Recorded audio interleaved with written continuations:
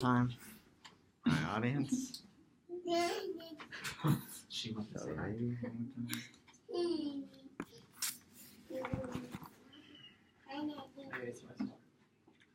Hello, everybody, and thank you all for being here today. My name is Nico. In Thailand, little bony boys as young as 9 and 10 years old are thrown into a boxing ring to beat each other into a bloody submission, while parents, adults, and relatives will watch and bet on the outcome. Youth sports or child abuse? This is a question raised by NBA Hall of Famer Kareem Abdul-Jabbar in his sports article post to The Guardian. While most Americans feel outraged and disgusted at the idea, as a culture we are just as willing to toss our college-age kids into a gladiatorial arena to risk life and limbs while we snack, drink, and wager on the outcome, all while compensating the young athletes who are at risk with relative to the money being made by the NCAA, little to none. Some may see this as a social justice warrior hyperbole, but take this into consideration. According to Investopedia.com, during just 3 weeks of March Madness basketball last year, the NCAA earned $900 million, while $9.2 billion was gambled on the outcome. Just note that that's not even a full season of basketball, it's just 3 weeks. The athletes on the court earned nothing. This is an issue that has been debated and constantly been debated about. Should college athletes be compensated? My simple answer is yes. Kareem Abdul-Jabbar reflects to The Guardian on his college years at UCLA that he was so poor, most of his teammates and him could barely scrape by. Little has changed since then. Now, there is a great misconception of what college athlete life is truly like. Many think the life of a college athlete is all fame, glamour, and a lavish lifestyle. However, many athletes come from blue-collar working families who are dependent on playing basketball like a full-time job to be able to afford attending notable universities to even earn a college degree. According to scholarshipstats.com, the average scholarship for basketball is $38,246, while according to ESPN, college athletes typically fall short in school-related expenses about $4,000 to $11,000 since October of 2010. This was based on a report by Ithaca College researchers and suggests that this so-called free ride for the college athletes isn't quite so free.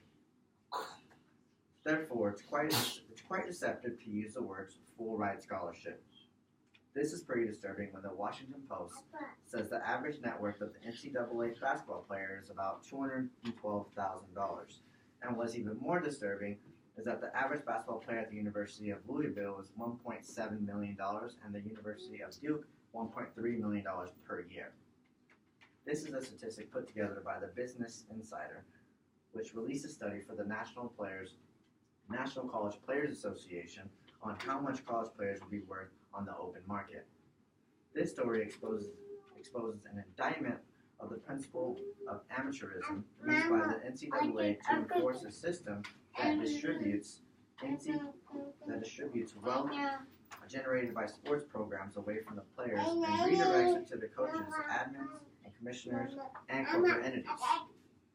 College sport officials have created a system of inequity that exploits young people by failing to provide adequate protection in the form of health benefits, limiting student athletes' abilities to transfer, barring athletes from pursuing sponsorship deals, failing to compensate them for the use of their name, image, and likenesses, and ultimately placing extreme demands on their time, energy, and psyches. What makes matters worse, if players are injured seriously enough to the point where they cannot play, their only compensation is taken away from them. Goodbye scholarship. Despite the medical bills adding up, as you can imagine, this happens quite often. Players affected forego their dreams to play in the NBA. Or even worse, perhaps they typically can't afford to continue their college education. As we discussed earlier, many college athletes and their families cannot afford to attend these universities independently. Time and time again, the student athletes have been left to feel expendable. This is an outdated tradition and policies need to be changed.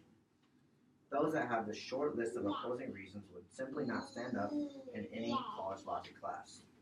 According to the Huffington Post in February 2018, pros and cons of paying NCAA athletes, the pros most certainly outweigh the cons. The Huffington Post outlines both sides of the argument that begs the question, why is the NCAA still not paying their athletes? At the end of the day, these athletes are bringing an incredible amount of revenue to these schools every year, and if they don't make it to the NBA, they're left with little to none. I leave you with this direct quote from Shabazz Napier, in an interview with the Huffington Post during his time playing for the NCAA. I have hungry nights. We are prohibited from working, even part-time, unlike other students. This means sometimes money is needed.